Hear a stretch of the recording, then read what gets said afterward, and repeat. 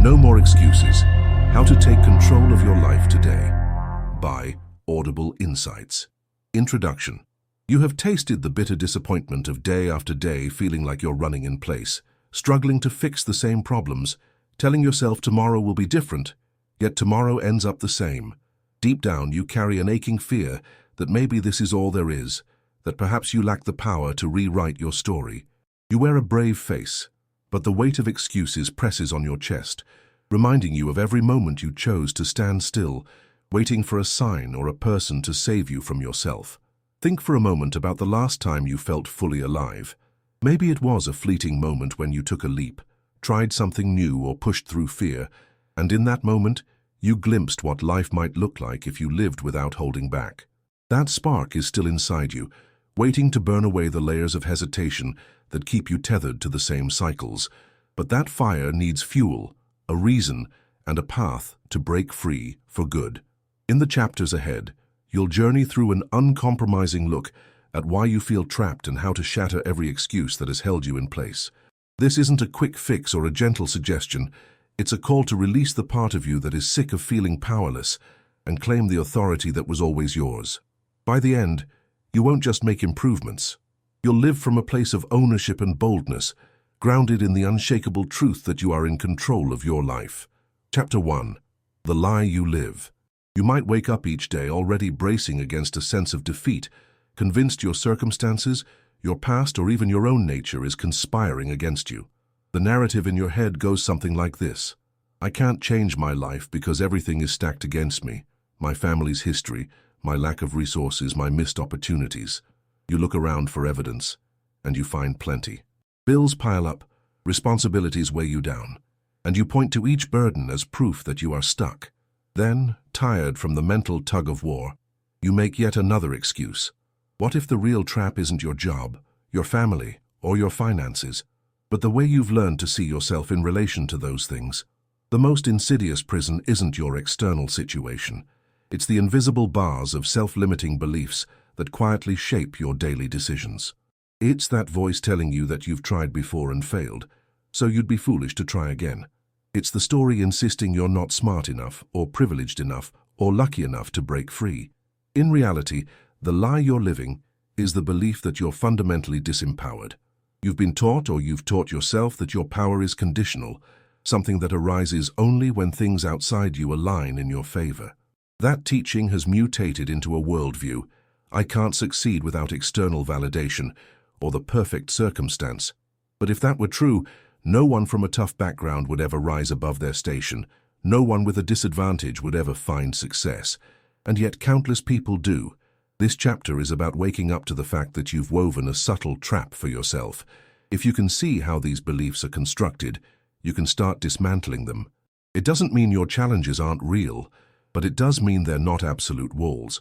They're more like gates waiting for you to test whether they're actually locked. The first shift toward breaking free is the recognition that every time you say, I can't, you strengthen the walls of your mental prison. If you decide you can't speak up for a raise, you won't. If you decide you can't learn a new skill, you never will. In a cruel twist, you prove your own assumption correct because you won't even take the first step. To begin unraveling this self-defeating story, try something deceptively simple. Catch yourself when you think or say, I can't, and challenge it immediately. Ask yourself if that is objectively true or just something you've accepted as fact. Consider the possibility you haven't really tested that limit. When you spot this reflexive excuse, replace I can't with something more honest. I'm afraid, I'm not willing, or I don't see a way yet. Notice how that small change shifts the narrative away from finality to possibility. Sometimes you'll discover that you genuinely don't want to do something, and that's fine. But if fear or a sense of unworthiness is fueling your statement, you need to call it out. That honest moment of recognition is crucial. It reveals where you've built false limitations. You may feel discomfort or resistance. That's natural. But it's also the sign that something profound is stirring, a new voice inside you that no longer quietly accepts lies. The second shift is to keep a personal proof list of times you did something you once believed you couldn't do. Perhaps you ran a 5K despite thinking you weren't athletic. Maybe you overcame shyness and made a new friend. It doesn't have to be huge. Any memory of triumph will do. Create a running record of these victories, even the small ones, to expose the lie that you are incapable. You might not have realized it, but you've defied your own limiting beliefs before. Document those moments so you can't just shrug them off. Engaging with this list forces you to confront the contradictions in the story you've been telling yourself.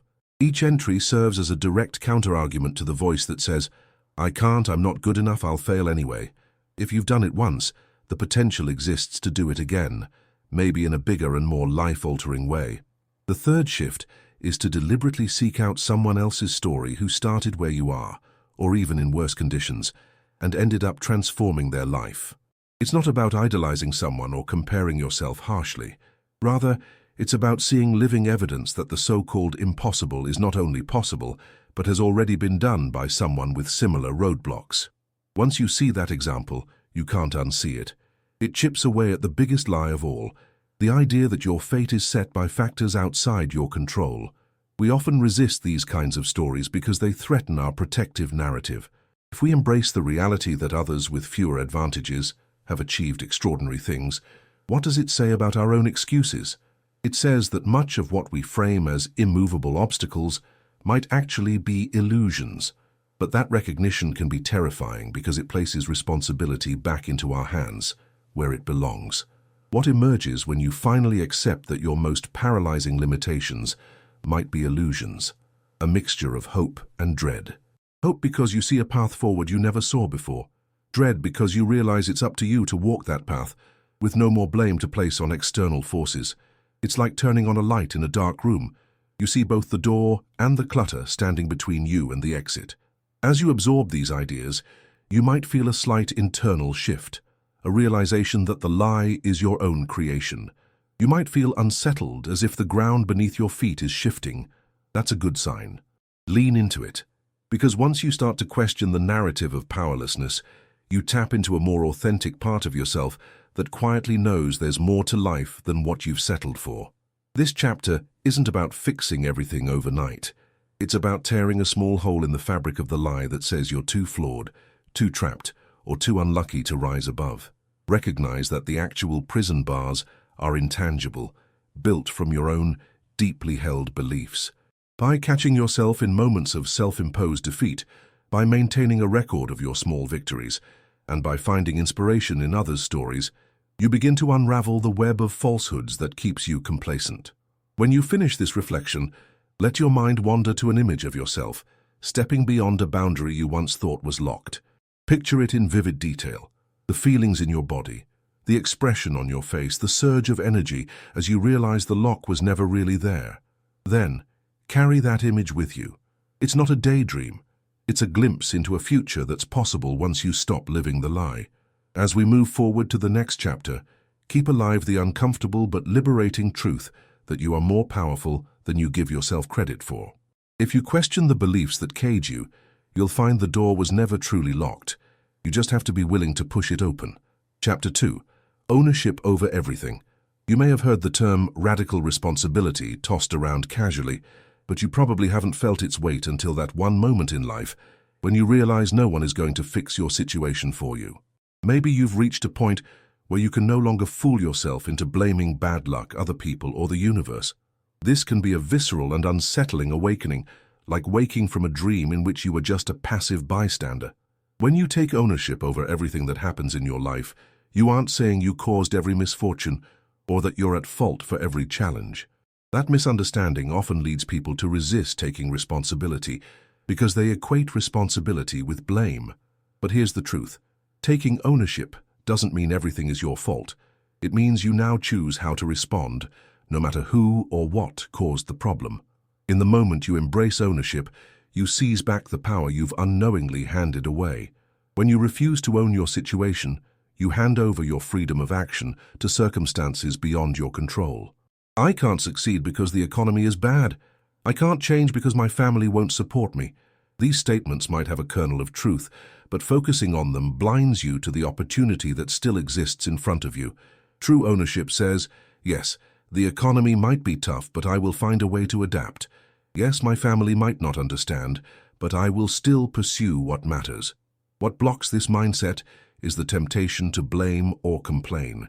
Blame suggests someone else must repair the damage. Complaining suggests you want a situation to shift, but you don't want to be the one to do the heavy lifting. Neither of these reactions solves your problem. Instead, they feed your sense of powerlessness.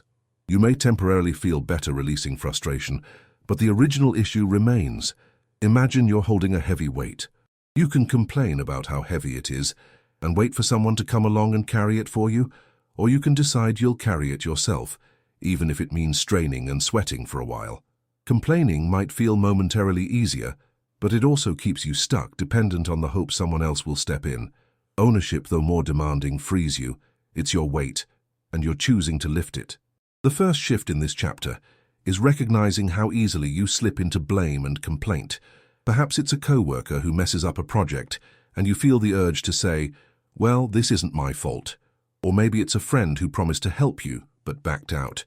The moment you notice yourself pointing a finger outward, pause and see how it allows you to remain passive. This pause is crucial. It shifts your focus from external problems to an internal question. What can I do right now to move forward? When you engage that question, you stop waiting for someone else to fix things. It might involve having a direct conversation with the coworker about shared responsibilities. It might involve stepping in with a new strategy. It might mean working late while you look for a more effective long-term solution. In each scenario, you transform from a bystander into an active participant in your life. The second shift is to consider the difference between fault and responsibility. Fault is about who caused the situation. Responsibility is about who will address it. Even if you had zero involvement in creating the problem, once it lands in your lap, it becomes your responsibility if you want it resolved. It's an empowering separation. Nobody is off the hook for their role, but you refuse to let their actions dictate your destiny. If your partner empties the joint bank account and leaves you struggling to pay bills, it's not your fault they acted irresponsibly, but you are responsible for deciding how you'll handle the challenge. Will you freeze in despair waiting for them to come back and fix it? Or will you take charge of your life despite the unfairness? Ownership is about stepping into your power, regardless of the backstory. The third shift is embracing a self-talk of ownership. Instead of saying, "I wish someone would help me out," start saying, "I will learn what I need to do to fix this." Instead of, "I hope it gets better," say, "I am going to make it better." This language shift may feel forced at first, especially if you've been in the habit of waiting or complaining. But words are powerful. They shape your internal state, which shapes your actions. Try it in a small way. If something in your home breaks, say the sink is clogged, notice your immediate reaction. Do you instantly think, "I don't have time for this," or "Why does this always happen to me?" Watch how that thinking places you in the victim role, as if the universe is piling on. Now reframe it. This sink is clogged, and I'm responsible for finding a solution. That might mean learning how to unclog it or calling a plumber. The difference is subtle but profound. You move from "why me" to "now what?" When you lean into ownership, you might also discover hidden resources you didn't know you had. Necessity compels creativity. If no one is coming to bail you out, you have to find new ways of thinking, new strategies, and new partnerships. This is how adversity can sharpen you rather than break you. The very act of taking ownership forces you to expand. Realize that ownership is not about punishing yourself for the hardships you face. It's about recognizing you always have a role to play in your own destiny. Even in the most dire of circumstances, health issues, financial woes, relationships gone wrong, there's something you can own. Often, it's your attitude, your level of effort, or your willingness to adapt. As you progress in this mindset, a surprising outcome emerges. Your perception of the world changes. You notice possibilities where you used to see only problems. You seek solutions more than scapegoats. You catch yourself mid-complaint and redirect that energy into a problem-solving mode. Over time, this transforms how you handle everything from minor inconveniences to major life crises. Reflect on a time when you felt powerless and think about how much of that powerlessness came from pointing the finger outward. That stuck feeling often comes from waiting for permission, waiting for compensation, waiting for someone to make the first move. Ownership ends that wait. You decide to step in and become the difference maker. As we conclude this chapter, let the idea settle in that taking ownership might feel like an extra burden, yet it's the only path to real freedom. When you own your life, you also grant yourself the power to shape it. Yes, it's daunting. Suddenly you can't hide behind excuses or circumstances, but it's also exhilarating to realize you hold the wheel in your own hands. In the chapters ahead, this concept of ownership will be tested as you confront the scripts you carry, the comfort zones you hide in, and the fears you run from. But remember, without ownership, no strategy or insight will ever fully free you from your current reality. So hold on to this shift. You are not passively living a life handed to you. You are actively creating it moment by moment, decision by decision. Chapter 3. Burning the script. You might have a script in your head detailing exactly how life should go. By a certain age, you should have a certain career, a certain relationship, a certain level of success. This invisible storyline dictates your expectations, and when reality doesn't match it, you suffer. Maybe you feel anger that you haven't met those markers, or shame that you're not living up to what you believe others expect of you. But this script you cling to, complete with its timelines and checklists, acts like a set of rigid rules, keeping you from seeing opportunities and possibilities that fall outside its pages.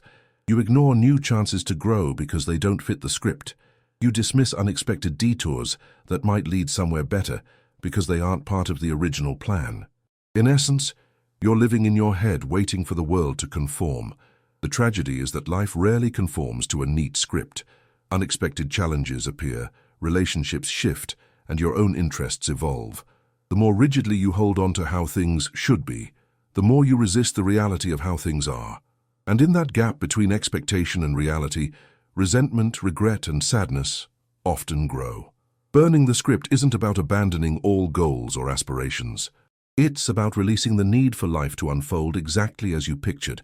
It's acknowledging that the future you once imagined may not be your best future at all.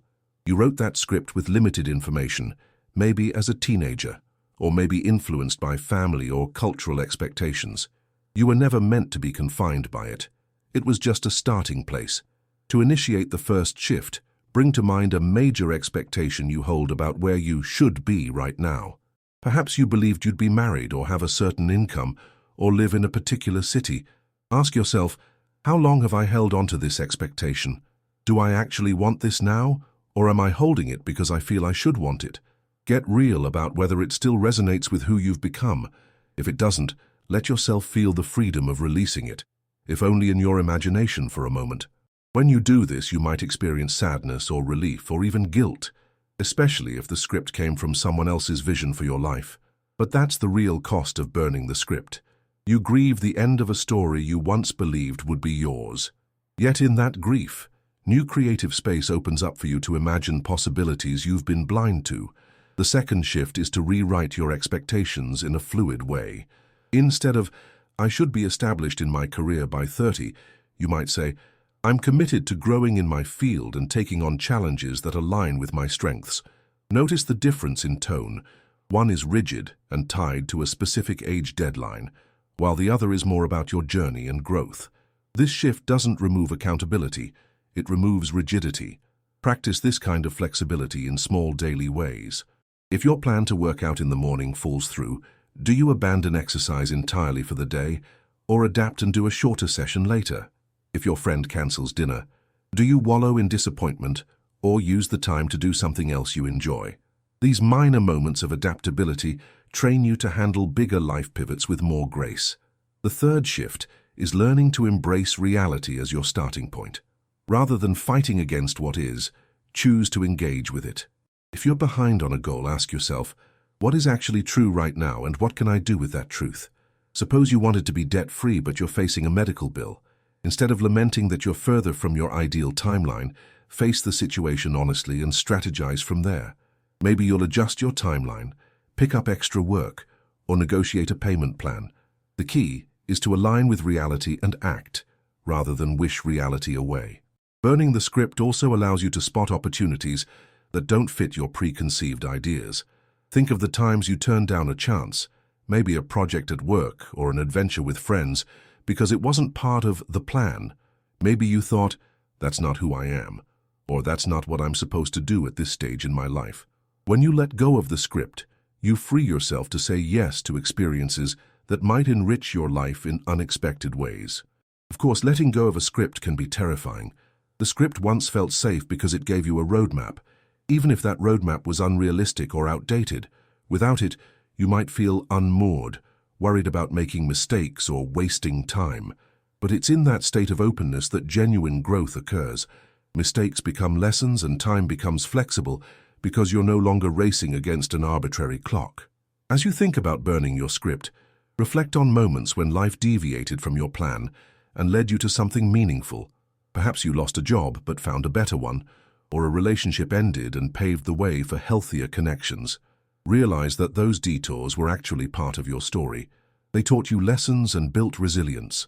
Now consider how your script might be limiting the next stage of your life. Are you staying in a job you dislike because it's part of the plan? Are you refusing to explore new passions because they don't match your self-image? Let yourself envision a life unbound by old expectations. What if you took a different turn?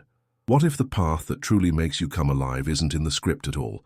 This doesn't mean living randomly or irresponsibly. It means staying nimble and open, adjusting your course as you learn more about who you are and what the world presents. When you trade in your script for adaptability, you gift yourself the freedom to evolve. No longer do you have to feel behind or off track, because there is no rigid track. There's just the next best step in the direction you choose, given what you know today. By the end of this chapter, you might feel a sense of possibility unfolding. Burning the script can sting, especially if you've invested years in that storyline. But letting it go can also feel like a physical weight lifting off your shoulders. You no longer have to measure your life against a checklist that may no longer serve you. As we transition to the next part of this journey, keep in mind that setting a direction for your life is valuable, but clinging to a rigid script can become a source of pain and missed opportunity. The real magic occurs when you're willing to adapt your plans as you grow. In the coming chapters, you'll discover just how essential it is to maintain this openness, because if you remain chained to a script, you'll never step out of the comfort zones that secretly confine you. Chapter 4. The Comfort Cage. It's deceptively pleasant to stay where things feel safe, predictable, and familiar. We gravitate toward what we already know, our routines, our usual ways of thinking, our established relationships, because it demands minimal risk. Even if we're not entirely happy, at least we aren't threatened by the unknown. But comfort has a hidden cost. The more we cling to it, the more we stagnate. Imagine you're in a cozy, well-lit room. The temperature is perfect, the seating is plush, and you have everything you need at arm's reach. But the windows are closed, the door is locked from the outside, and you can't explore beyond these walls. You tell yourself you're fine, even lucky, to have such a comfortable space. But after a while the air grows stale, and you start to wonder what lies beyond the door. The fear of stepping out might keep you there, but so does the pull of comfort. We often confuse comfort with peace. True peace arises from inner alignment and the assurance that you can handle whatever comes your way. Comfort is simply the absence of immediate strain. It can lull you into thinking you're fine when, in reality, your world is shrinking. The more you avoid challenge and uncertainty, the narrower your life becomes. The first shift here is realizing that discomfort is not your enemy. Rather, your fear of discomfort is what cements you in place. Every major growth you've experienced, from learning to walk as a toddler to mastering a skill in adulthood, required you to step beyond your comfort zone. If you had avoided the frustration and pain of falling down, you would never have learned to walk. As adults, we tend to forget that every achievement is born of some degree of hardship. To embrace this shift, consider one area of your life where you've felt a persistent restlessness. Maybe it's your career or your health, or the relationship you keep telling yourself you're fine with. Ask yourself, is it truly fine, or is it simply comfortable enough that you fear the discomfort of making a change? This honesty can sting. It might reveal that you've settled, not because it's fulfilling, but because it's predictable. The second shift is challenging yourself deliberately. Rather than waiting for life to force you out of your comfort zone, like a job loss or a health scare, decide to step out on your own terms. This could be small at first. If you're used to the same workout routine, try something that intimidates you.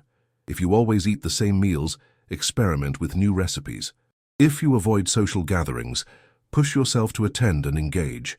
By intentionally inviting discomfort in controlled doses, you train your mind to see that venturing beyond comfort isn't lethal, it's liberating. Every small experiment that doesn't result in catastrophe chips away at your fear. Soon, discomfort becomes less of a bogeyman and more of a sign that you're expanding your world. The third shift is learning to reframe the unease you feel when you leave your comfort zone. We often interpret that anxiety or tension as a bad sign. This doesn't feel right. Maybe I should stop. But in many cases, it's simply a sign that you're crossing into new territory. The next time you feel those nerves fluttering in your stomach, remind yourself, this sensation means I'm doing something meaningful. I'm not in danger.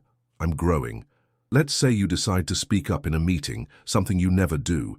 Your heart races, your palms sweat, and your mind starts to conjure worst-case scenarios. But after you speak your mind, win or lose, you'll likely feel a rush of relief and possibly even pride. That feeling is the taste of freedom that lies just beyond your comfort boundary. It's important to recognize that comfort zones can exist in our thoughts as well as our actions. Maybe you constantly think in certain patterns, self-doubt, cynicism, or victimhood, because ironically, they are familiar. Challenging these mental habits can be deeply uncomfortable because it forces you to adopt new perspectives, but the reward is mental freedom and the realization that you're not bound to a single narrative. If you remain in the comfort cage, life might be manageable, but it's unlikely to be remarkable. When you look back years from now, you might feel regret for the chances you never took, the dreams you shelved, the relationships you never fully explored. Discomfort, while challenging, is the currency you pay for a life of expansion and possibility. Picture someone you admire, whether they're a public figure or a person in your own life. Chances are their journey involved stepping into spaces that made them uneasy. They may have faced criticism, fear of failure, or unfamiliar challenges, yet they emerged stronger and more capable. This is not a coincidence. It's the universal principle of growth through discomfort. If you feel hesitant, start by identifying a single step that edges you beyond your typical routine. Maybe it's volunteering for a project at work, expressing a vulnerable feeling in a relationship, or signing up for a class you've always been curious about. Expect the nerves, welcome them. With every small success, you'll develop the resilience to tackle bigger challenges. Over time, you'll notice that what once was intimidating becomes ordinary, and your comfort zone expands. That's the beauty of consistent growth. What was once terrifying, like speaking in public, starting a business, or moving to a new city, becomes your new normal.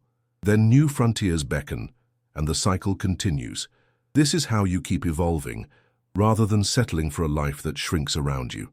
As we near the end of this chapter, consider the possibility that each time you feel the pull to stay comfortable, you're also feeling the pull to stay small. Yes, there is a time for rest and recovery in every journey, but ask yourself whether you've turned rest into a long-term retreat from risk. You can't become who you're meant to be if you never stretch the boundaries of who you currently are. When you turn the page, let this realization sink in. Comfort is sweet, but it can become a cage if you linger too long. Discomfort is where you test your limits, discover your hidden capabilities, and unlock new dimensions of your character. Going forward, you will learn how fear itself can serve as a precise guide, pointing you toward the very steps that will free you from stagnation. Chapter 5. Fear is the compass. Fear often gets a bad rap. We treat it as something to conquer or eliminate, as though the goal is to become entirely fearless. But complete absence of fear can be dangerous, leading to reckless behavior and a disregard for real risks.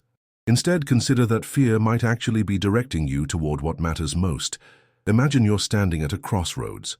One path feels safe, predictable, and lines up neatly with your past experiences. The other path is murky, uncertain, and stirs up a knot in your stomach. Your instincts might tell you to retreat to the safer route, to avoid the path that sparks fear.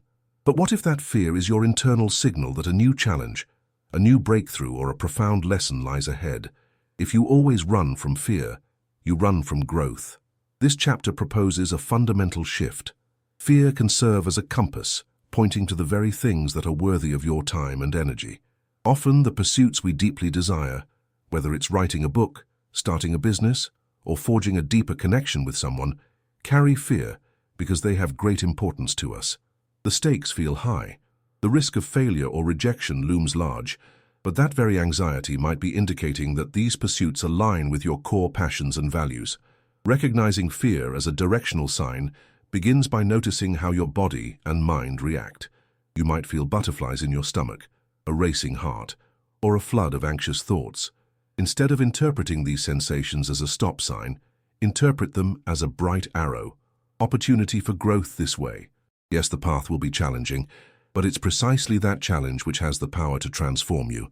The first shift here is to identify where fear has been holding you back the most. Maybe you've always wanted to apply for a certain position, but you feared rejection. Or you've wanted to confront a loved one about a painful issue, but you fear conflict. Acknowledge that fear has been steering you away from these situations. Then ask yourself, what might happen if I walked toward that fear instead of away from it? Let's say you decide to apply for the position despite your fear of rejection. Suddenly, you're faced with updating your resume, reaching out to references, and facing an interview. It's nerve-wracking. But in the process, you refine your skills, learn to present yourself more confidently, and maybe land an opportunity you'd have missed otherwise. Even if you don't get the job, you emerge with deeper clarity about your own ambitions and what it takes to achieve them. The second shift is to approach fear with curiosity instead of resistance. When fear arises, you might ask, what exactly am I afraid of? Sometimes you'll discover it's the fear of failure. Other times it's the fear of success and the responsibility that comes with it. It could be a fear of judgment or a fear of disappointing someone you care about. Getting curious about the root of your fear can demystify it. By naming the core fear, I'm afraid that if I start my own business and fail, I'll be humiliated. You can then evaluate how rational that fear is. Would you truly be humiliated, or is it possible that you just learn valuable lessons and move forward?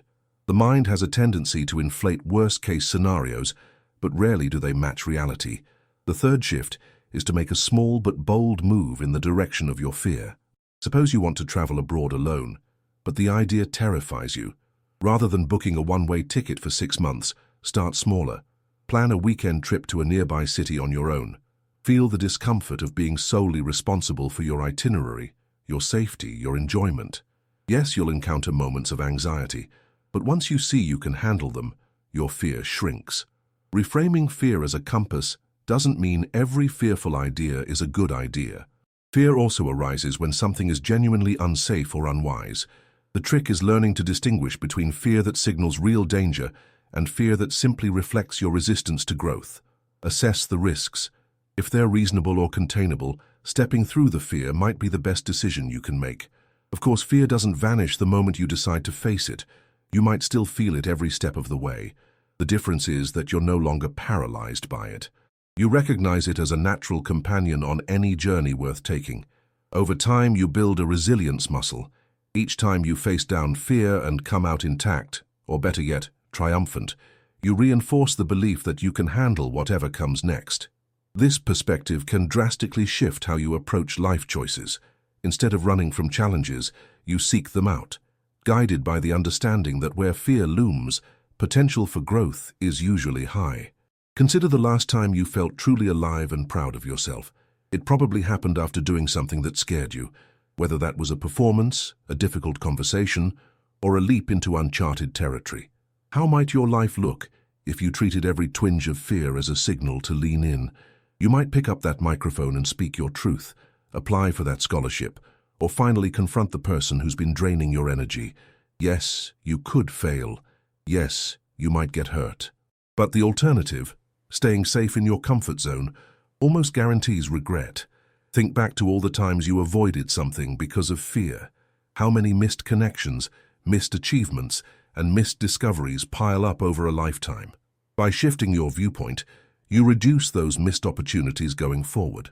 Fear becomes a friend who nudges you to explore the edges of your capabilities rather than retreat to the familiar. When you live this way, a strange thing happens. You start respecting fear as a teacher rather than resenting it as an obstacle. You realize fear shows you what you care about deeply. Nobody fears losing what they don't value. That's why fear often comes hand in hand with passion, love, and ambition. The more you accept this, the more you can harness the energy fear brings. As this chapter comes to a close, reflect on a recent situation that brought up fear. Maybe you backed away or postponed a decision. Revisit it with fresh eyes. Is that fear telling you this endeavor is meaningful enough to be worth the risk? If so, consider reversing your approach. Let it guide you forward, rather than chasing you away. When you start seeing fear as a compass, every day brims with potential turning points. Rather than defaulting to the easy route, you begin asking, what scares me the most and why might it be exactly what I need? The next chapter will address how procrastination and the illusion of someday can derail even our bravest intentions. But armed with this new perspective on fear, you'll be better equipped to move decisively when the moment comes. Chapter 6. The Cost of Someday. When you whisper to yourself, "I'll do it someday," you likely feel a small sense of relief, like you're granting yourself a reprieve from immediate action. You imagine there will be a perfect time when your schedule opens up, your finances stabilize, or your confidence solidifies. Yet someday is often a smokescreen, obscuring the slow erosion of time, possibility, and motivation. In this space of indefinite delay, something insidious happens. Your dreams remain just that, dreams. They exist in a theoretical future that never quite arrives. Meanwhile, life moves forward, carrying you along through the mundane tasks of each day. The weeks turn into months, the months into years, and that bold venture or heartfelt goal stays stuck in the realm of "I'll get around to it." This chapter aims to make you confront the reality that waiting has a cost, one that grows larger with each day. The most obvious cost is time, which is finite. But there's also the loss of momentum, the stagnation of skills, the atrophy of courage. Each time you think someday, you subtly reinforce the notion that you're not ready or that the right time must be perfect. The first shift is to recognize that there's no such thing as a perfect time.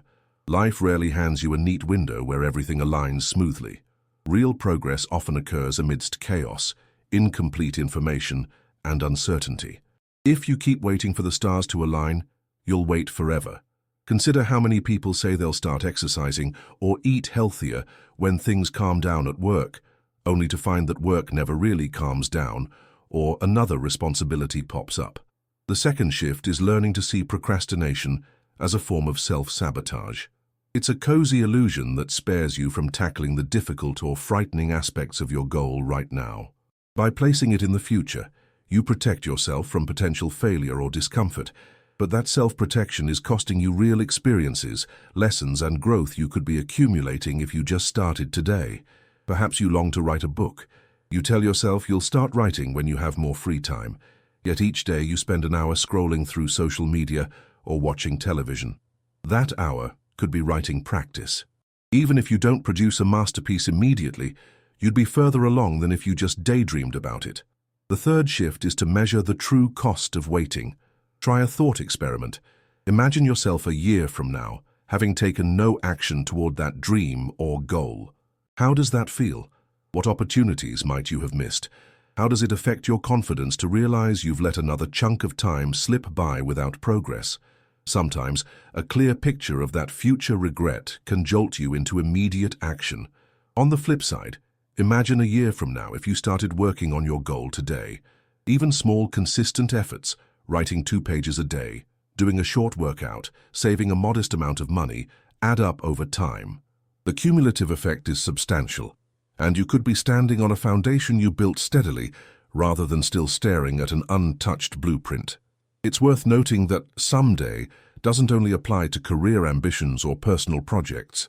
People also put off repairing relationships, facing emotional wounds, or seeking help for issues like anxiety or depression.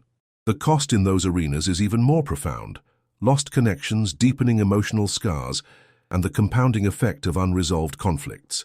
Delaying emotional work can lead to years of unnecessary pain. Your mind might try to rationalize the delay. "I'm just planning carefully," it might say, but planning forever without execution is the same as stalling. There's a thin line between preparation and procrastination, and it's marked by action.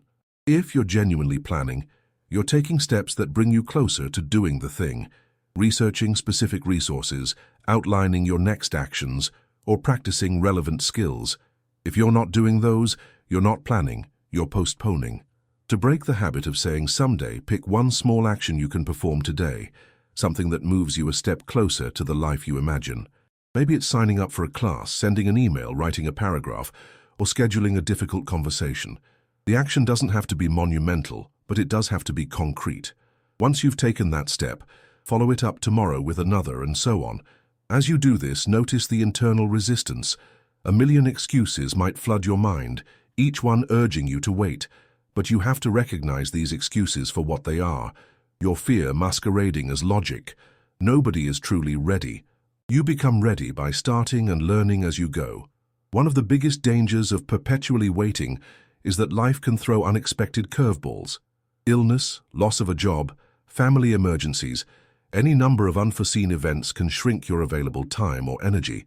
If you keep postponing your goals, you risk being in a situation where you truly can't pursue them, not because of your mindset, but because of real limitations. And then the regret stings all the more because you had the time once, but you let it slip away. Think about how many people say they'll spend more time with their loved ones when they retire, only to find they or their loved ones are no longer around or healthy enough to enjoy that time. The stark truth is that none of us is guaranteed the future. The only certain moment is now. That's not meant to be bleak. It's meant to be a wake-up call. If something matters, do it sooner rather than later. Ultimately, someday is a story we tell ourselves to soothe the discomfort of our present inaction. But if you truly want to change your life, you have to stop believing that story. There is no magical day in the future when everything becomes easy. You can wait until the end of your days for that moment, or you can claim your life now, imperfect as the timing may be. Let this chapter's message sink in. Every day you wait, you pay a price. That price might be intangible, like lost confidence or a slow trickle of self-respect, but it adds up over the years. Alternatively, each day you decide to act, you earn something, the skill, the experience, or the courage that comes from moving forward. When the next chapter arrives, we'll explore the vital distinction between merely desiring an outcome and consistently deciding to make it happen, each and every day. Chapter 7. Decisions, not desires. Desire feels good. It's exciting to imagine yourself thriving in a dream job, enjoying a fulfilling relationship, or achieving a personal milestone. We often talk about wanting something badly enough, as though that alone will carry us across the finish line. But how many desires remain unfulfilled because they were never transformed into concrete, consistent decisions? Desire without decision is like a car without fuel. It might look sleek and impressive, but it's not going anywhere. On the other hand, a decision is a commitment to action. It's the moment you say, "I'm doing this," and you back it up with behavior that reflects your choice. People who accomplish extraordinary things aren't necessarily the ones who have the strongest desires. They're the ones who make real decisions day after day, even when their enthusiasm wanes. In this chapter, the shift is to recognize that desire is only the spark. Decision is the engine. You might want to be fit, but do you decide to exercise and eat well consistently? You might want to be financially secure, but do you decide to change your spending habits and pursue better opportunities? True decision-making goes beyond wishing. It involves doing consistently, whether or not you feel like it in the moment. Many people confuse the intensity of their desire with actual commitment.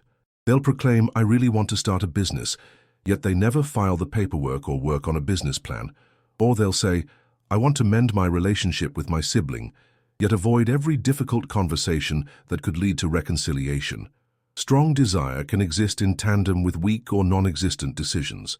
The first shift is to do an inventory of your desires. Write down or think through what you say you want.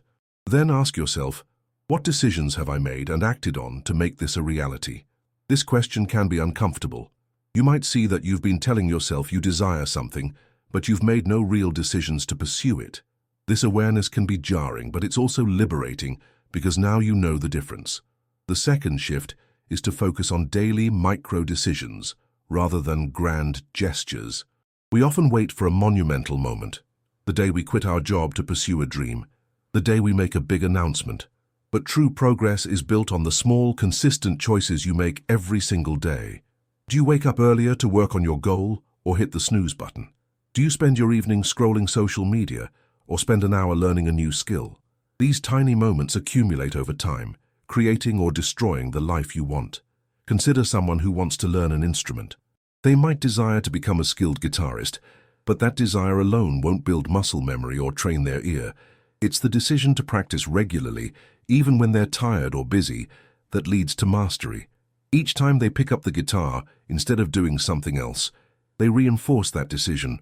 After months or years of these decisions, the skill level soars. The third shift is to recognize that decisions come with a price. Saying yes to one thing often means saying no to another. If you decide to dedicate an hour each morning to writing, you have to sacrifice that extra hour of sleep or leisure.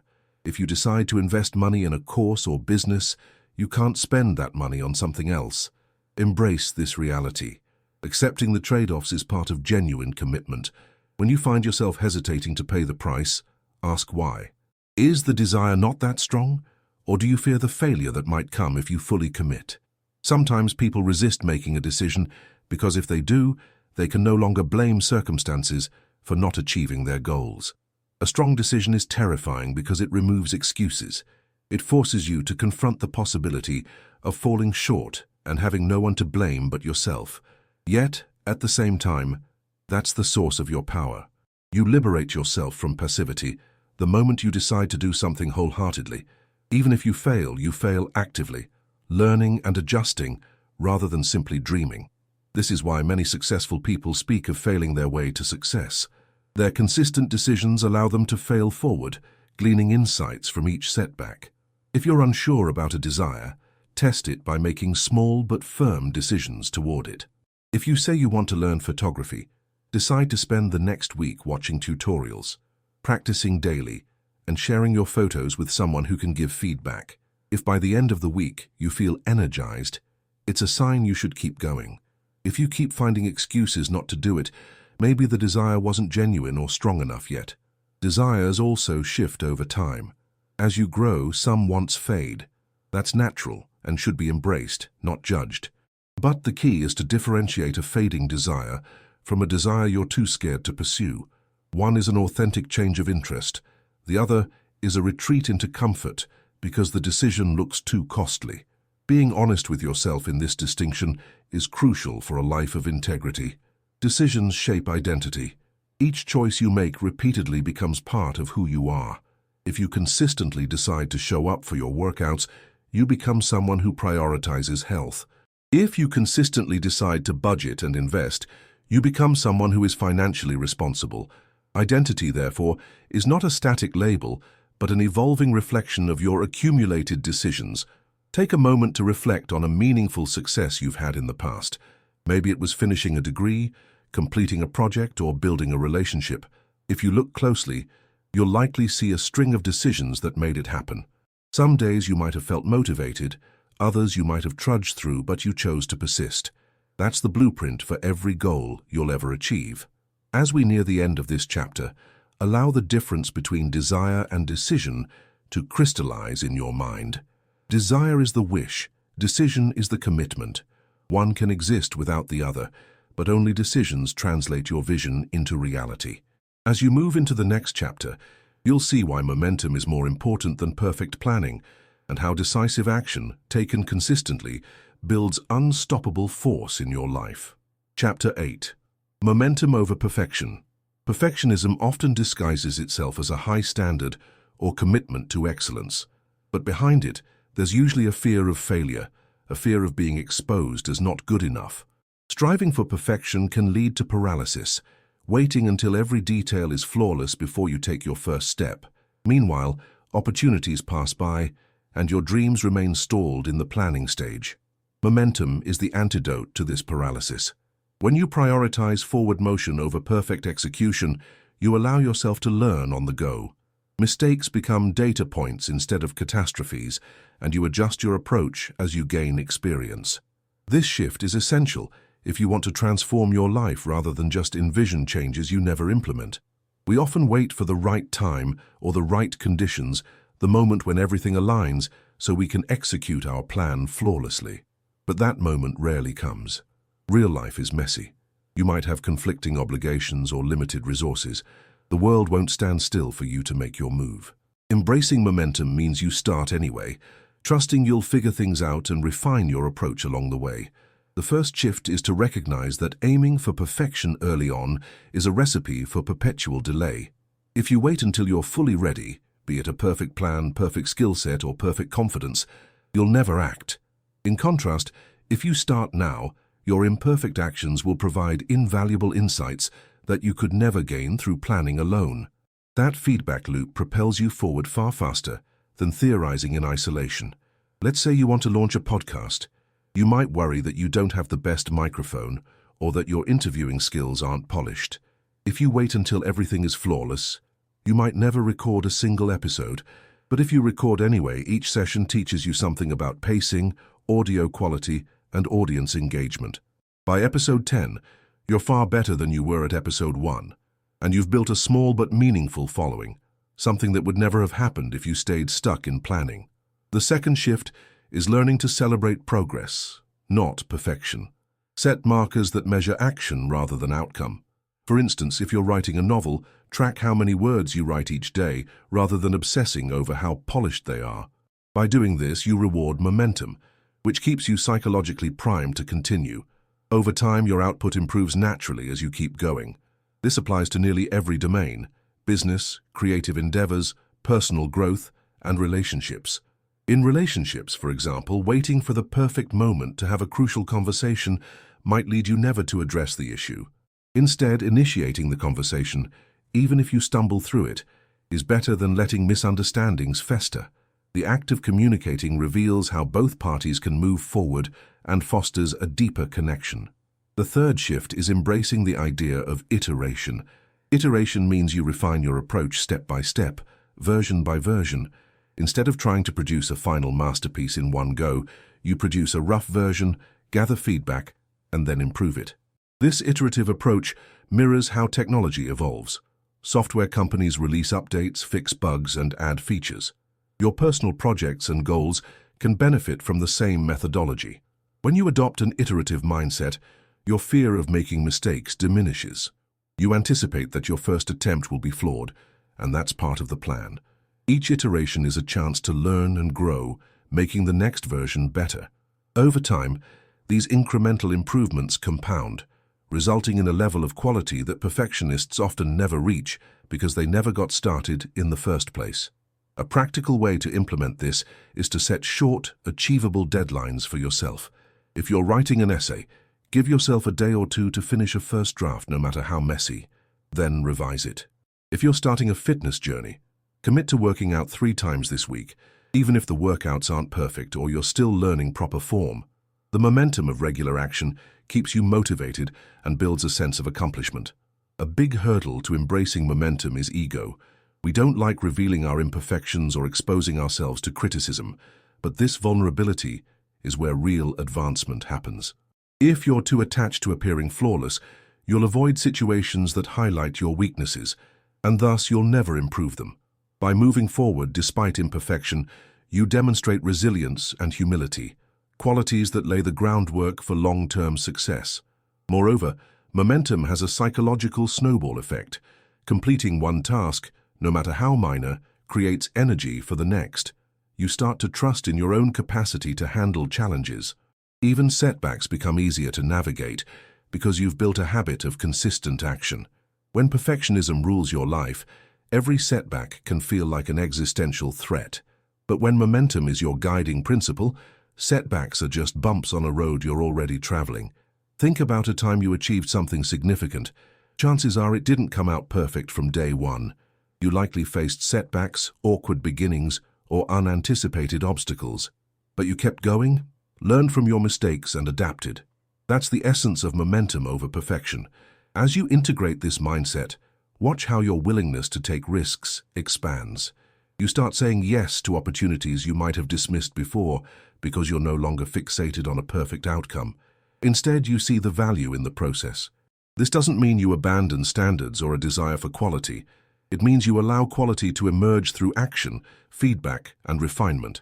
By the end of this chapter, reflect on one goal or project where you've been waiting for the perfect moment. Now commit to creating momentum this week, even if it's messy. Draft that proposal, record that demo, start that conversation. Recognize that perfectionism is just another form of excuse that keeps you from showing up fully. The next chapter will tackle the myth that you need extreme discipline to sustain this momentum, revealing a more sustainable path to consistent progress. Chapter 9. The Discipline Myth. There's a common story we tell, that successful people are endowed with exceptional discipline, some kind of superhuman willpower that keeps them on track. We see athletes training at dawn, entrepreneurs working late into the night, and we assume they must be made of tougher stuff than the rest of us. But in reality, discipline alone is rarely the full picture. The consistent achievers you admire often rely on systems and structures that reduce the need for sheer willpower. Consider how draining it can be to constantly force yourself to do something you don't feel like doing. Willpower is a limited resource. Over the course of a day, each decision you make taps into that reserve. Eventually, you experience decision fatigue and revert to easier habits. That's why many people who rely on white-knuckle discipline alone eventually burn out or give up. Instead, successful people design their environments and routines so that the beneficial choice becomes the path of least resistance. They understand that if the healthy foods are the easiest to reach, they'll eat better. If their workspaces are set up for focused productivity, they'll get more done.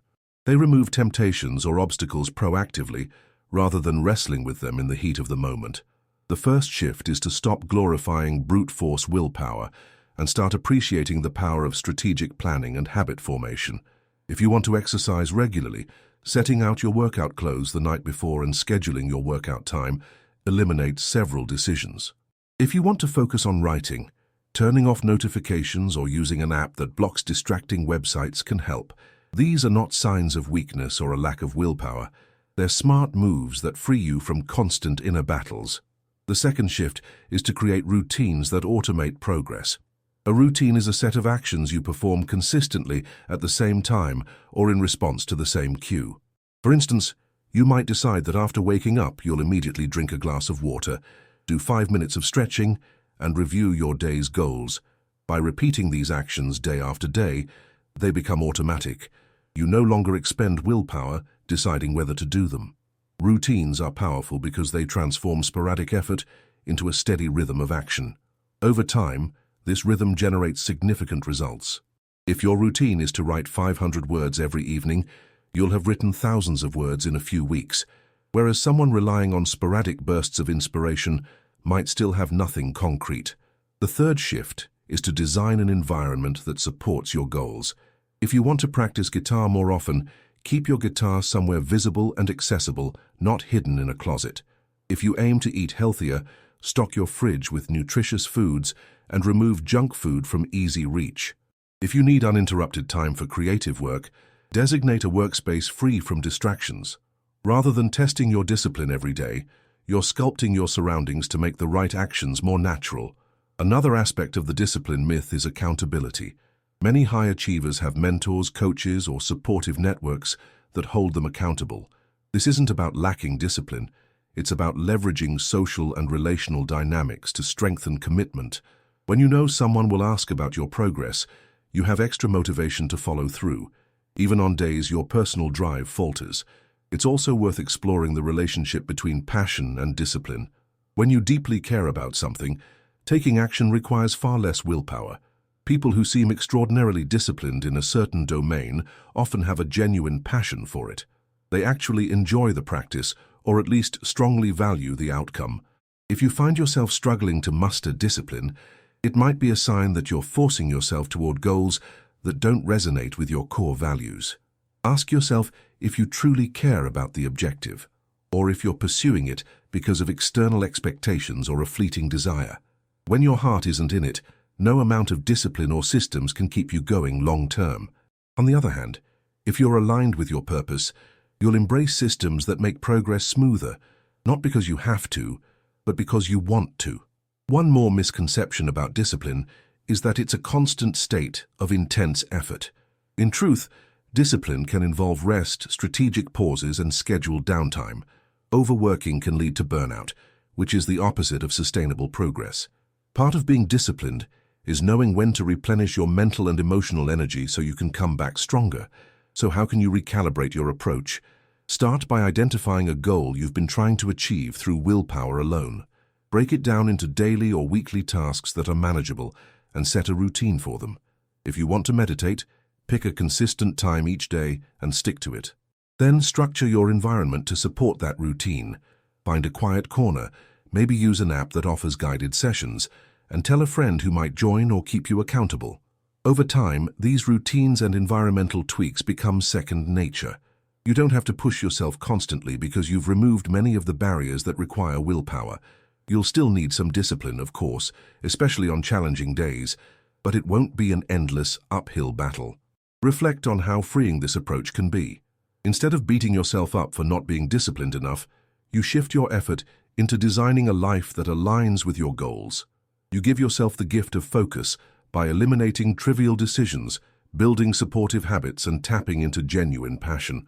As we move on, keep in mind that systems and habits are what really sustain long-term progress. The next chapter will delve into the hidden internal struggles, those subtle daily battles we wage with excuses and procrastination that can undermine even the best systems if we're not aware of them. By combining external structures with internal vigilance, you create a powerful synergy that propels you forward. Chapter 10. Invisible Battles. Every day, you wake up to a silent war, a series of inner dialogues that can either propel you forward or sabotage your progress. These battles often go unnoticed because they happen in the privacy of your own mind. You might argue with yourself about whether to get up early or hit snooze, whether to tackle a difficult task or procrastinate, whether to address a conflict or avoid it. Each choice seems small, but collectively, they determine the trajectory of your life. Invisible battles are the most treacherous because they rarely feel significant in the moment. Just 5 more minutes of sleep, you tell yourself. Or I can do that task tomorrow. But over time, these micro-decisions accumulate. If left unchecked, they become habits that define your day-to-day reality. The first shift is to become aware of these inner negotiations. Pay attention to how you talk yourself into or out of things. Is there a pattern? Perhaps you always manage to find a reasonable excuse for not doing what you set out to do. The invisible battle is often between your long-term goals and your immediate desire for comfort or relief. Once you see how your mind rationalizes avoidance or delay, you can interrupt the cycle. Imagine you plan to exercise after work. When the time comes, you feel tired. Your mind says, "You had a hard day, you deserve to rest." That's an invisible battle. Your deeper goal is to get healthier, but the immediate reward of rest is tempting. If you succumb, you reinforce a pattern of letting short-term comfort override long-term well-being. If you win that battle by exercising anyway, you strengthen a sense of self-discipline and honor your bigger vision. The second shift is learning to negotiate with yourself effectively. Instead of letting your mind conjure excuses unchallenged, propose a compromise. Maybe you say, "I'll work out for just 10 minutes, and if I still feel awful, I'll stop." Often, once you start, you realize it's not as bad as you anticipated, and you finish the session. This approach deflates the mental resistance by making the task seem more manageable. Another negotiation tactic is to tie the task to a meaningful payoff. Remind yourself why you decided on this action in the first place. If it's exercise, recall how good you'll feel afterward, or how it supports your health goals, or how it sets an example for your children. By amplifying the perceived benefits, you give your higher self more leverage in the battle against instant gratification.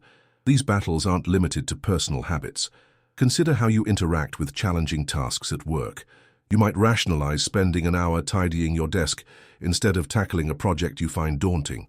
Or in relationships, you might avoid a tough conversation because you fear discomfort. Each time you defer the hard thing, you feed the cycle of avoidance, making it easier to shirk the next time. The third shift is to treat each invisible battle as a microcosm of your larger struggle for self-mastery. Recognize that winning one small battle can shift your mindset for the entire day. If you resist the urge to hit snooze, you start your morning with a sense of accomplishment. That small victory can boost your momentum, making it easier to win the next battle, such as choosing a healthy breakfast or tackling your to-do list. Conversely, losing one battle can set a negative tone, but it doesn't have to define the rest of your day. Instead of spiraling into self-criticism, you can course-correct as soon as you realize you slipped. Awareness is your greatest weapon. Once you become aware you're heading down the path of procrastination or excuse-making, you can pivot. These invisible battles also reveal hidden beliefs. If you often find yourself saying, "I don't have time," It might be less about time and more about what you prioritize. If you frequently think, "I can't handle this," it might point to a deeper fear of failure. By examining your inner dialogues, you expose the limiting scripts that drive your avoidance. With awareness, you can challenge and rewrite them. Over time, winning these invisible battles becomes less about willpower and more about identity. Each victory reinforces the idea that you are someone who follows through, someone who does what needs to be done. Conversely, repeated losses feed the idea that you are someone who procrastinates, someone who can't stick to a plan.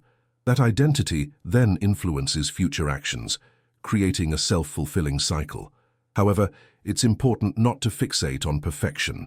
You will lose some battles, everyone does. The goal is to win more than you lose, and to recognize that each day is a chance to tilt the balance in your favor. Some battles will be easier, some harder, but each one is an opportunity to practice self-awareness and strengthen your commitment to the life you want. If you want to see tangible progress, start tracking the invisible battles that matter most to you.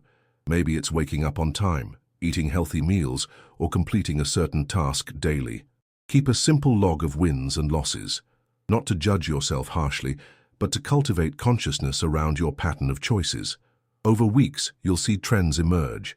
Times of day you're more likely to slip, the types of excuses you use, and how mood or environment affects your decisions.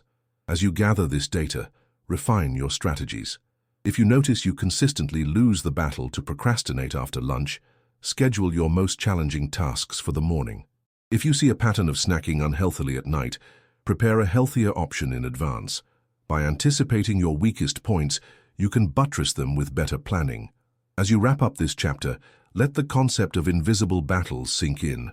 The real work of transformation often happens when nobody's watching, in those quiet moments when you decide whether to watch another episode or go to bed, whether to push forward or retreat.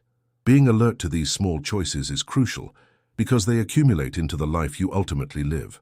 The next chapter will emphasize the importance of embracing discomfort in a more profound way. Winning invisible battles often requires enduring moments of boredom, frustration, or unease. If you can learn to value that discomfort, you'll have an edge not just in these daily skirmishes, but in every larger war you fight to create a better life. Chapter 11. Embracing the suck. Growth rarely looks glamorous. It's messy, it's frustrating, and it can feel like an endless slog of not being quite good enough yet. We often idolize the end result, someone with a toned physique, a thriving business, or a perfect performance, without acknowledging the grueling practice, the failed attempts, and the tedious repetition it took to get there. When you only focus on the polished outcome, you might become discouraged by the daily grind, interpreting the struggle as a sign of inadequacy or a lack of talent. In reality, struggle is a sign of engagement and effort. It's the furnace in which new capabilities are forged. Embracing the suck means recognizing that discomfort, boredom, and even failure are not detours from the path of growth. They are the path. The first shift is understanding that mastery is built in the realm of repetitive practice and incremental improvement. When a basketball player practices the same shot thousands of times, or a musician plays the same scales until their fingers ache, that's the unromantic reality behind great performance.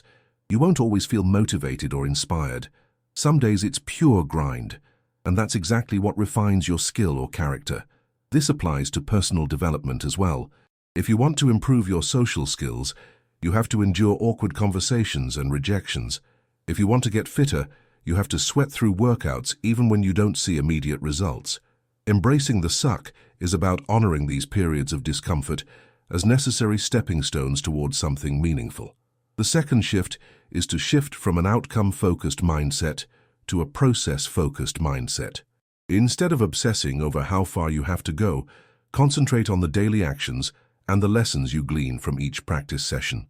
By measuring your success in terms of inputs, hours invested, attempts made, consistent application of technique, you can stay motivated even when external results are slow to appear. People often quit right before they see breakthroughs because they expect a smooth, upward trajectory. But progress tends to be uneven. You plateau, you struggle, and then suddenly you leap forward. By accepting these plateaus and dips as normal, you can keep pushing through rather than concluding you're doomed to fail. The third shift is finding a way to make discomfort more bearable, sometimes even enjoyable. One approach is to gamify the process. If you're trying to learn a new language, you can track how many new words you learn each day, celebrate small milestones, or challenge a friend. If you're working out, notice small victories like completing an extra rep or running a few seconds faster. Turning practice into a playful challenge keeps you engaged. Another approach is to anchor your struggle in a larger purpose. Remind yourself why you're putting in the effort. Maybe you're learning to code because you believe it will open career doors, or you're practicing guitar because music brings you deep joy. That sense of purpose can carry you through the tedious sessions where you feel like you're making no progress. Embracing the suck doesn't mean you never feel frustrated or tempted to quit. It means you accept those feelings and keep going anyway.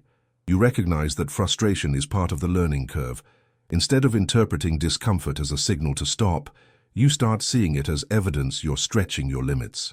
Over time, you develop a higher threshold for this discomfort, which makes you more resilient in every area of your life.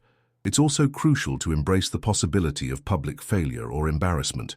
Many people hold back because they fear looking foolish in front of others, but being seen struggling is just part of the process. Watch any behind-the-scenes footage of a great performer, and you'll see them stumble, miss notes, or forget lines. The difference is they keep showing up until they get it right. If you want to accelerate your progress, seek out constructive feedback. Find a mentor, coach, or community that can observe your efforts and point out what you might not see. Yes, feedback can sting, but it's often the quickest route to improving. By willingly exposing your weaknesses, you move beyond your comfort zone and refine your craft faster. Over time, you may come to find a strange enjoyment in the suck. It becomes a place where you know you're actively chiseling away at your rough edges. You might even crave the challenge, because each session of hard work brings you a step closer to your vision. You realize that the most satisfying triumphs are those you fought for, not the ones that came easily.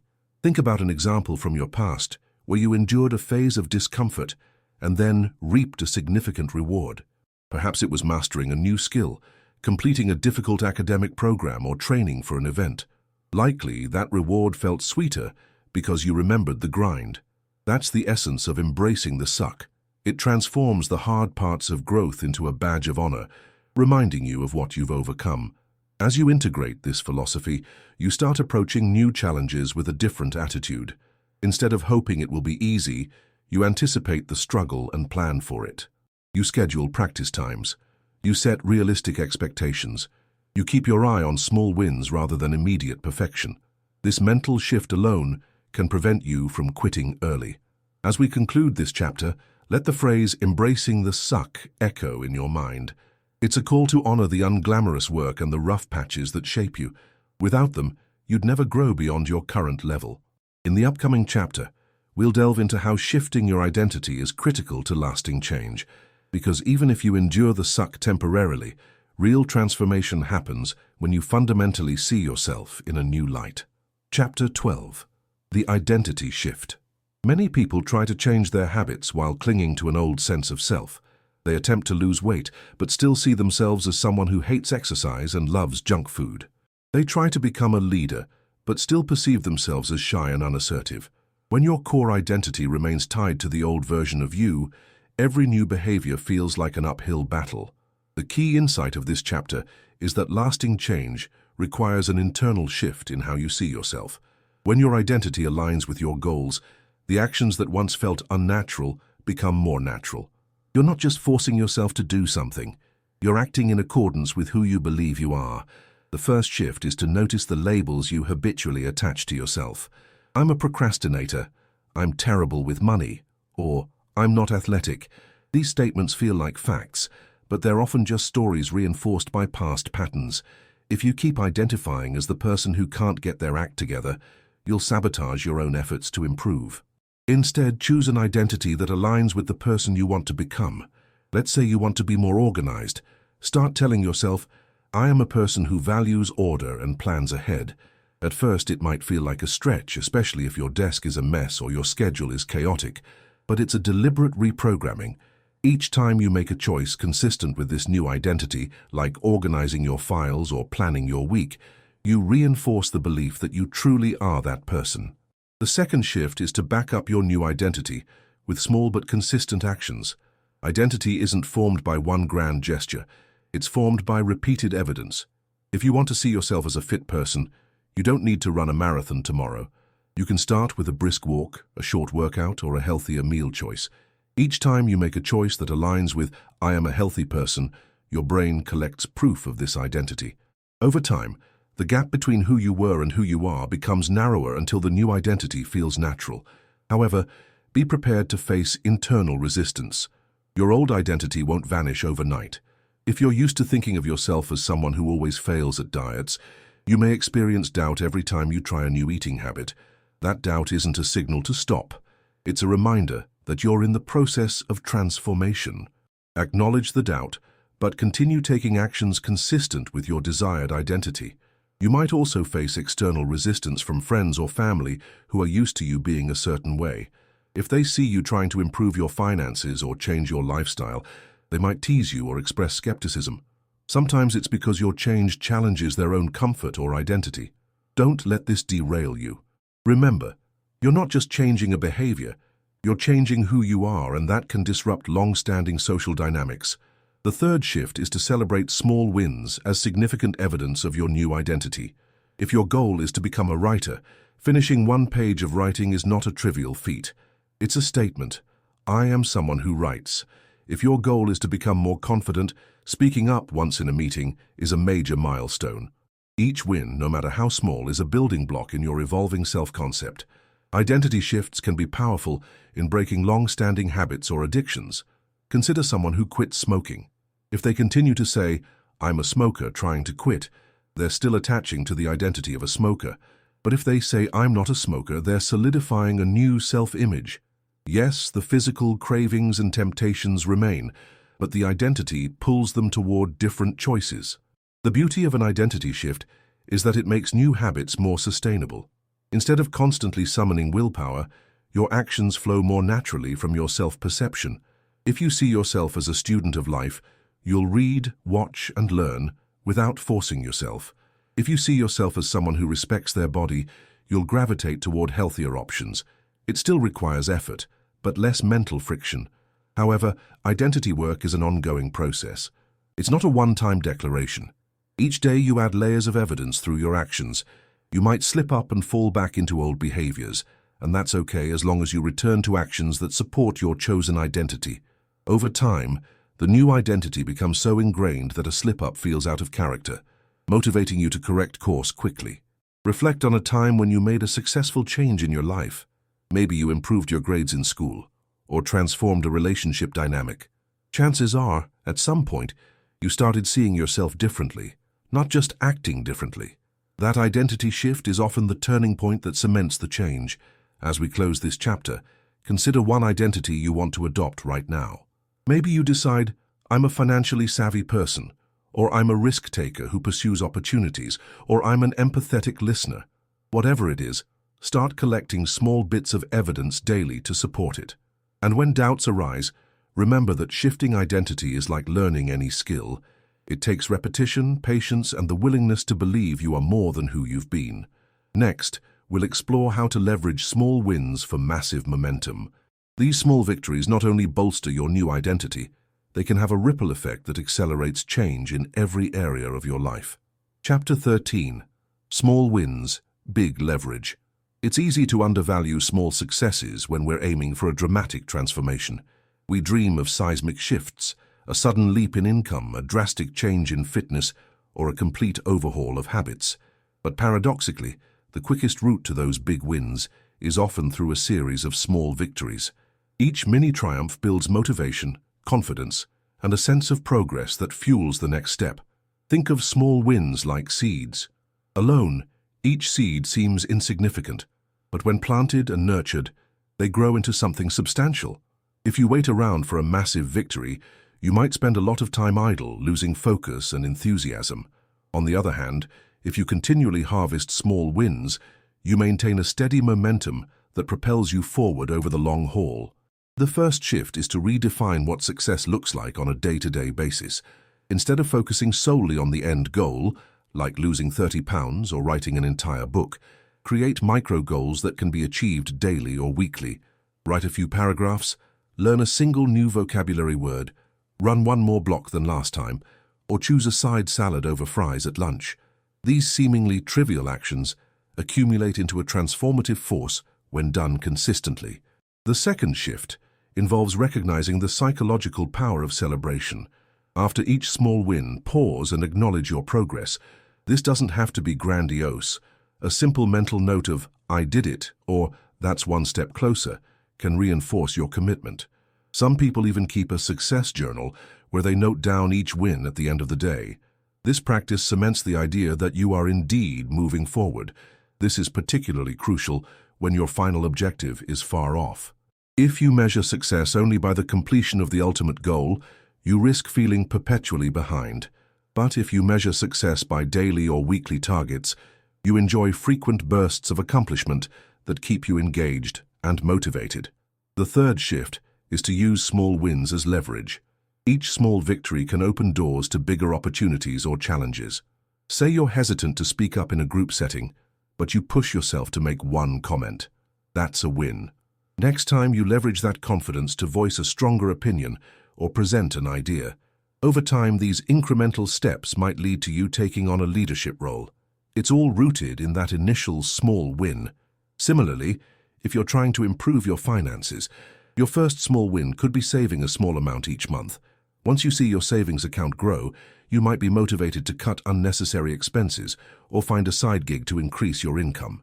Each step builds on the last, creating a cumulative momentum that might surprise you when you look back.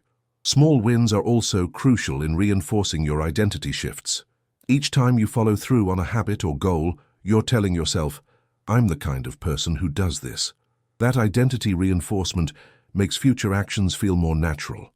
Over time, a series of small wins can generate a seismic shift in how you perceive yourself and what you believe you're capable of achieving. People often dismiss small wins because they crave instant gratification or dramatic change. They might say, "What's the point of running one extra block?" But the point is that you're extending your limits. If you keep adding one block every week, in a few months, you'll be running miles more than you did initially. The compound effect of small improvements is astonishing if sustained. One practical strategy is to structure your goals in ascending difficulty. Start with an easily achievable task, something you can confidently complete. Then gradually increase the challenge. For instance, if you want to declutter your home, you might start with one shelf or one drawer. Once you succeed there, you tackle a closet, then a room. Each success fuels your sense of capability, which spurs you on to the next, slightly bigger challenge. Small wins also teach you the art of consistency. When the stakes are lower, it's easier to maintain regular effort. The momentum you gain from these repeated actions trains you in discipline and resilience. Then, when a bigger challenge appears, you already have a routine of consistent progress in place. In relationships, small gestures can have a profound impact. Sending a brief but heartfelt message of gratitude, performing a minor act of kindness, or carving out 10 minutes for an honest conversation might seem minimal. But these micro-investments can accumulate into a strong, trusting bond. By the same token, small negative actions, like a hurtful comment or consistent lack of attention, can erode a relationship over time. Recognizing the power of these little moments can shift how you show up for the people in your life. Finally, reflect on how small wins keep you adaptable. Large, fixed goals can sometimes become intimidating or irrelevant if circumstances change, but if you're used to celebrating small milestones, you can pivot more easily without losing your sense of progress. Maybe your ultimate aim shifts, but the skills you gained from those small victories still support your new direction. As we close this chapter, think about one goal you've been pushing aside because it feels too big. Break it down into small, manageable steps you can tackle immediately. Then commit to celebrating each step. Over time, these wins will compound in ways you can't fully predict, pushing you further and faster than you imagined. Next, we'll explore how even your pain, those moments of deepest struggle, can become a catalyst for some of your greatest victories. Chapter 14. Your pain is power. Pain often feels like an enemy, something we want to avoid or numb. Emotional pain can be especially overwhelming, leading us to distractions or quick fixes that don't address the core issue. Yet, within pain lies an untapped reservoir of insight, motivation, and strength. Harnessing it doesn't mean reveling in suffering. It means using the hard lessons and raw energy from painful experiences to fuel meaningful change. Consider how many people have transformed their lives after hitting rock bottom, whether it's recovering from addiction, escaping an abusive relationship, or confronting financial ruin. These moments of intense pain can become pivotal turning points. Pain becomes so unbearable that it shatters complacency. It galvanizes them into action they might have avoided if they were only mildly uncomfortable. The first shift is to stop seeing pain solely as a curse and start viewing it as a messenger. Pain, especially emotional pain, often signals that something fundamental in your life needs attention.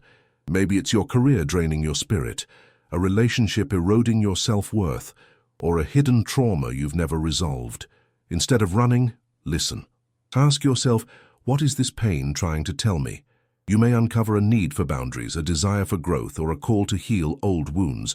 This process can be scary because it means facing what you've tried to suppress.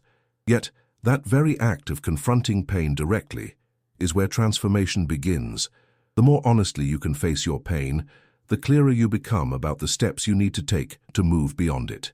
The second shift is learning to channel pain into constructive action. If you feel anger about a personal injustice, you could stew in resentment, or you could use that anger to fuel activism, self-advocacy, or improvement. If you feel devastated after a breakup, you could drown in regret, or you could embark on a path of self-discovery and emotional growth. Pain carries enormous emotional energy. Redirecting that energy toward positive action can yield powerful results. This doesn't mean ignoring or repressing the pain. In fact, you may need to allow yourself to feel it fully, to grieve, to cry, to be angry. Suppressing pain can lead to it festering and emerging in damaging ways later. Instead, respect the intensity of your emotions, but set an intention. I will let this pain shape me, not destroy me. By framing it this way, you harness that energy rather than being controlled by it. One way to do this is to transform your pain into a sense of purpose. Let's say you grew up in a dysfunctional household and endured trauma. You can use that experience to empathize with others going through similar struggles. Maybe you volunteer, become a mentor, or pursue a career in counseling. Your pain becomes a bridge to help others, and in doing so, you also continue your own healing journey. The third shift is to recognize that pain can clarify your values.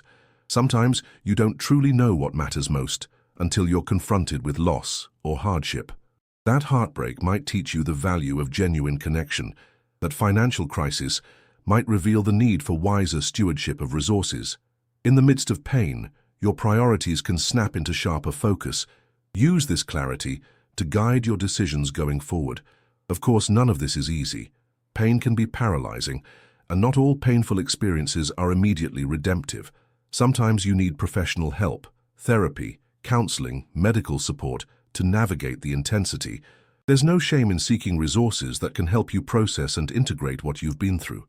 In fact, doing so might be a sign of courage, an acknowledgement that you're ready to move beyond mere survival. It's also important to avoid romanticizing pain. Suffering is not a virtue in itself, and you don't need to seek it out to grow. The idea is to use the pain that naturally arises in life to transform it rather than let it consume you. You don't have to wait for a catastrophic event to harness the energy of discomfort. Even smaller pains, like chronic stress or persistent dissatisfaction, can serve as catalysts if you refuse to ignore them. Think about a time in your life when pain pushed you to change. Maybe you ended a toxic friendship because the emotional toll became too heavy. Maybe you switched careers after realizing your job was draining every ounce of joy from you. In retrospect, that pain was the nudge you needed to finally take action. Let that memory reassure you that your current pains, if present, can also be transformed into something productive. Transmuting pain into power often involves forgiveness of yourself or others. Holding on to bitterness prolongs suffering and limits your ability to direct that energy toward positive ends. Forgiveness doesn't mean excusing wrongdoing. It means releasing the emotional burden so you can move forward unshackled by resentment. This mental and emotional freedom is a potent force for growth. As you reflect on the lessons in this chapter, identify one painful experience, past or present, that still resonates within you. Ask yourself how you can use it to become more compassionate, more determined, or more aligned with your real priorities. Maybe there's a cause that speaks to your heart, or a personal goal you've delayed. Let that pain galvanize you. We're nearing the final stretch of this journey. The next chapter will highlight the sobering truth that no one is coming to rescue you. This might feel unsettling, but combined with the understanding that your pain can be fuel, you'll be poised to embrace your full autonomy and power. Chapter 15. No one is coming. There's a persistent fantasy many of us harbor that some outside force, a mentor, a partner, a sudden windfall, will sweep into our lives and fix what's broken. It's a comforting notion because it absolves us of the effort and risk. We wait, hoping that destiny, luck, or someone else's intervention will deliver us from our current struggles. But the truth is harsh. No one is coming to save you. This doesn't mean help doesn't exist. You can seek guidance, support, or resources. However, even when those are available, you must be the one to act. Imagine someone throws you a rope when you're stuck in a pit. If you don't grab the rope and climb, you stay at the bottom. The moment you internalize that no external savior is obligated to transform your life, you gain an immense sense of power. Because if no one else can do it, it must be you. The first shift is recognizing how often you outsource responsibility for your progress. Maybe you say you can't advance in your career because your boss doesn't recognize your potential, or you can't improve your health because your family isn't supportive. These situations might be unfair, but waiting for someone else to change is even more unfair. To yourself, you're surrendering control over your own life. When you stop waiting, you start creating. If your boss doesn't see your value, you can seek new opportunities, acquire new skills, or propose a project that showcases your abilities. If your family isn't supportive, you can form a new social circle, join an online community, or find an accountability partner who resonates with your goals. It might be harder than you hoped, but it's infinitely more empowering than staying put, hoping others will shift. The second shift is to ask yourself a crucial question. If I had to solve this on my own, what would I do? This hypothetical scenario forces you to think independently and creatively. Often you'll realize there are steps you can take right now, even if they're small or inconvenient. By taking these steps, you demonstrate to yourself that you are indeed capable of agency. At first, acknowledging that no one is coming can feel lonely or overwhelming. But it can also spark a fierce determination. You tap into reserves of ingenuity and grit you never knew you had. Think about a time when you were forced to handle a crisis alone. Maybe when your car broke down on a deserted road, or you had to handle a personal emergency without help. Though scary, you likely found a way through. That same capability exists in your day-to-day challenges. The third shift is embracing self-leadership. Being your own leader means you set the vision, you rally your inner resources, and you hold yourself accountable. You don't need a formal title to lead yourself.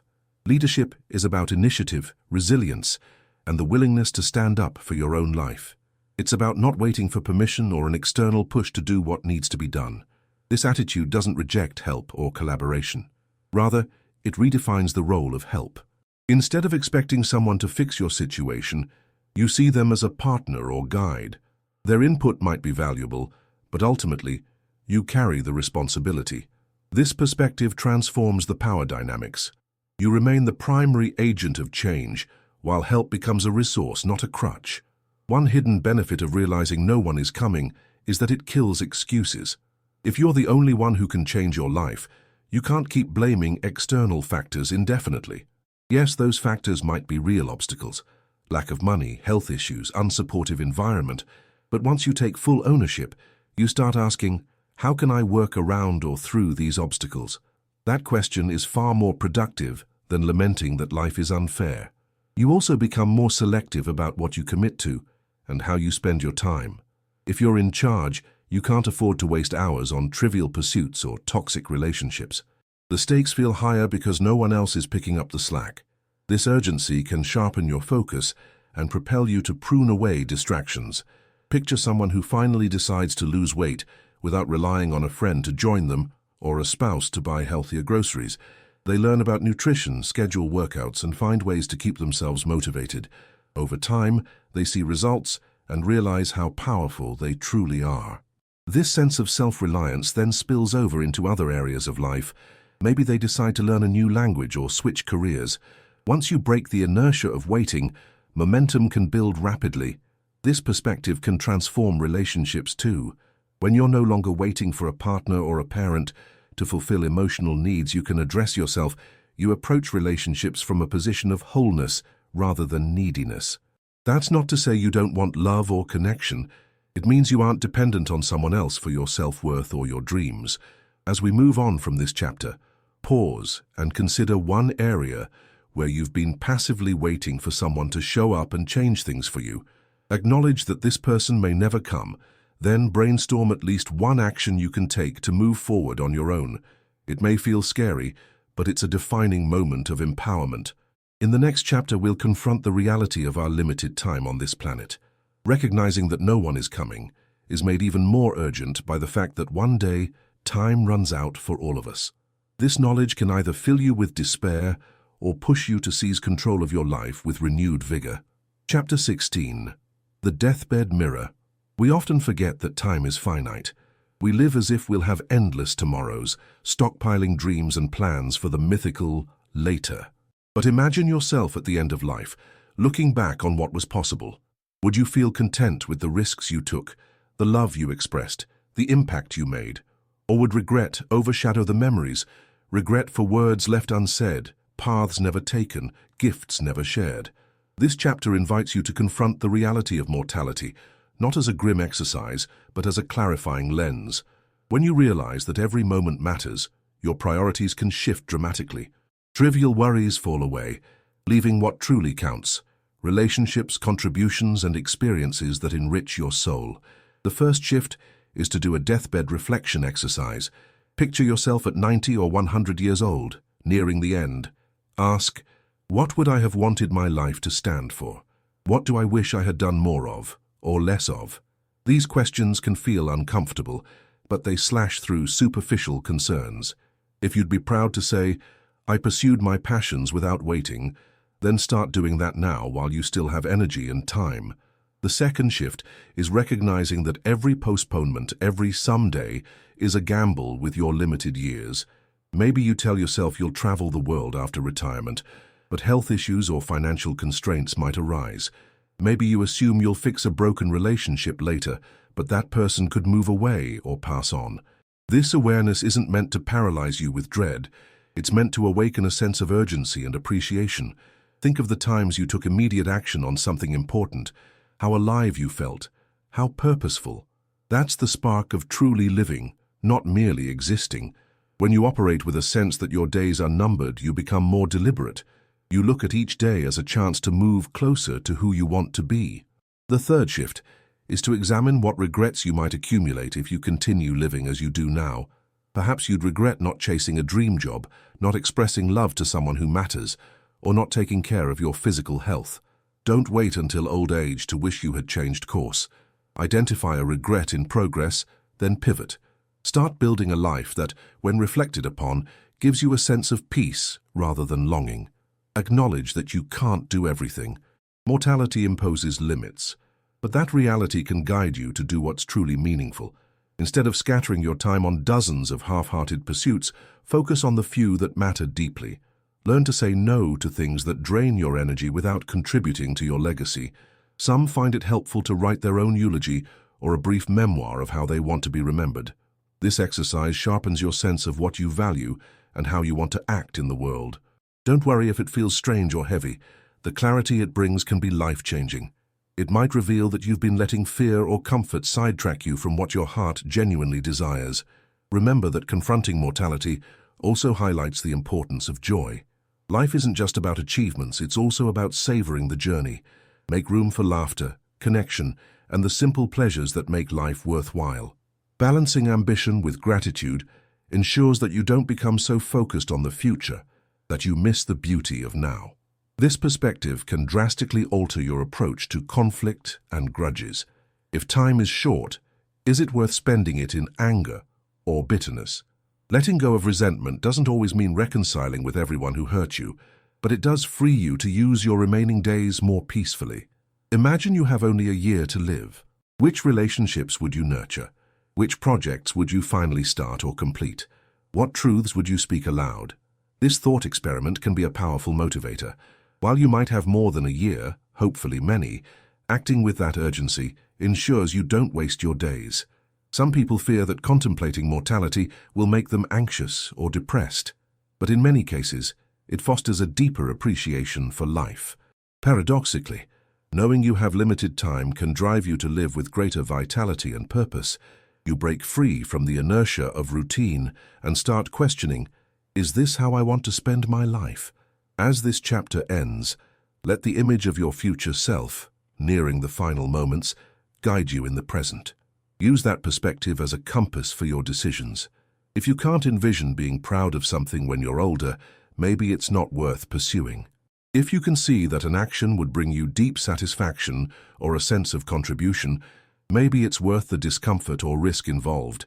In the final chapter, we'll tie it all together with one core truth that underlies every transformation: action. You've confronted your excuses, expanded your comfort zone, faced your fears, embraced your pain, and acknowledged your mortality. Now it's time to harness all those insights into decisive, consistent action, the only force that can truly transform a life. Chapter 17. Action is the answer. All the understanding, planning, and soul-searching in the world won't change a thing if you don't take action.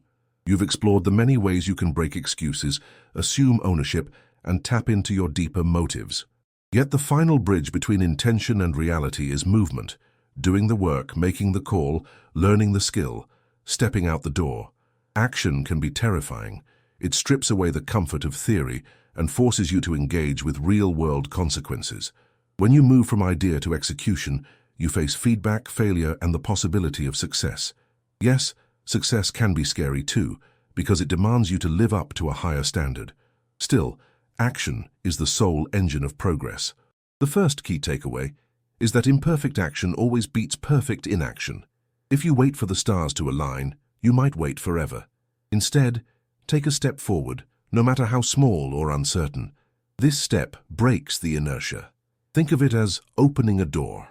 Once it's open, you can see further and decide your next move. Maybe your first step is sending an email to a mentor, applying for a class, or pitching a new idea at work. It might not be flawless, but it propels you out of the realm of mere thought.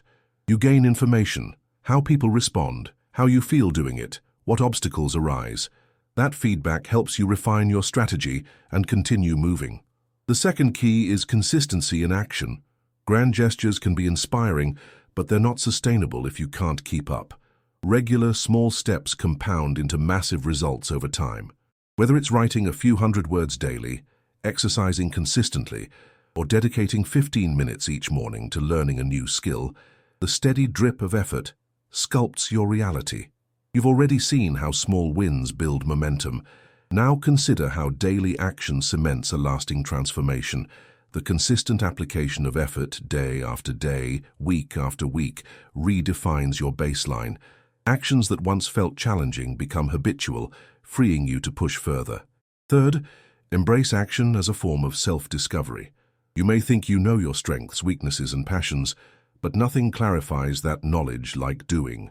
Maybe you discover a hidden aptitude for public speaking, or learn that you enjoy the challenge of coding, or find that a certain path isn't for you at all. These insights emerge only when you engage, experiment, and pay attention. Action also humbles you, because it reveals your blind spots. You might realize you're not as prepared as you thought, or your initial plan was flawed. Instead of seeing this as a failure, see it as a chance to recalibrate. Action propels you into a cycle of continuous learning. Act, get feedback, adjust, act again.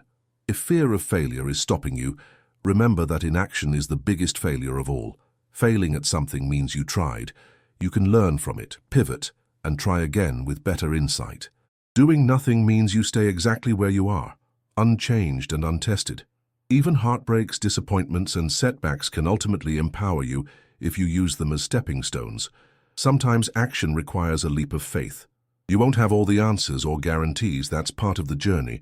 You might worry about what others think, or if you'll embarrass yourself. But consider the alternative, a life spent wondering what if.